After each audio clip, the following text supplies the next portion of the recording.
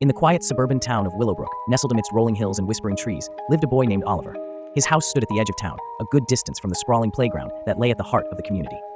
This playground, with its towering slides and labyrinthine tunnels, was a haven for children, a place where laughter echoed from dawn till dusk.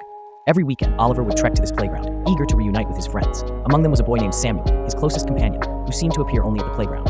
Their bond was strong, forged in the shared joys of childhood adventures. Samuel was always there, waiting for Oliver, ready to dive into new games and explorations. One balmy summer evening, the playground was bustling with activity. Children ran about, their laughter blending with the chirping of crickets as the sun dipped below the horizon. Oliver and Samuel, engrossed in their games, paid no heed to the fading light. Time slipped by unnoticed, as it often does when one is lost in the throes of joy.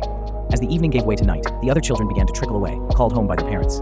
Samuel, however, urged Oliver to stay a bit longer. "Just a little more," he pleaded, his eyes gleaming with an intensity that Oliver had never noticed before. Reluctantly, Oliver agreed.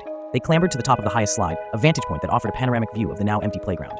The two boys sat in silence, their earlier exuberance giving way to a serene, almost eerie quiet. It was then that Oliver felt it, an unsettling stillness.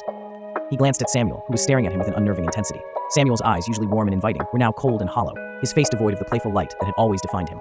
A shiver ran down Oliver's spine. The spell of their friendship seemed to break, and for the first time, he sensed something deeply wrong. A noise, soft yet unmistakable, emanated from the bottom of the slide, a faint, distant cry. Oliver's heart raced as he turned back to Samuel, only to find him gone.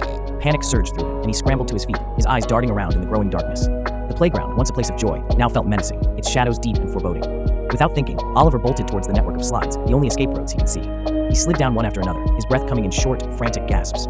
Each slide seemed longer than the last, twisting and turning in ways that defied his memory of the playground. Finally, he reached the end of the slides, standing at the edge of the park. One final slide lay before him, its dark entrance like the maw of some great beast. Behind him, the faint crying grew louder, now tinged with a sinister echo. Oliver didn't wait. He threw himself down the slide, hurtling through the darkness. As he emerged, breathless and trembling, he glanced back at the playground one last time. In the dim light, he saw it, a monstrous figure standing where Samuel had been.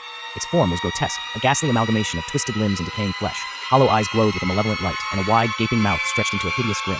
The creature's laughter echoed through the night, a chilling sound that would haunt Oliver's dreams for years to come.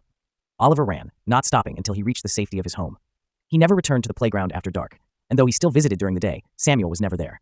The memory of that night lingered, a dark shadow over the innocent joys of his childhood, a reminder of the sinister presence that had once masqueraded as his friend.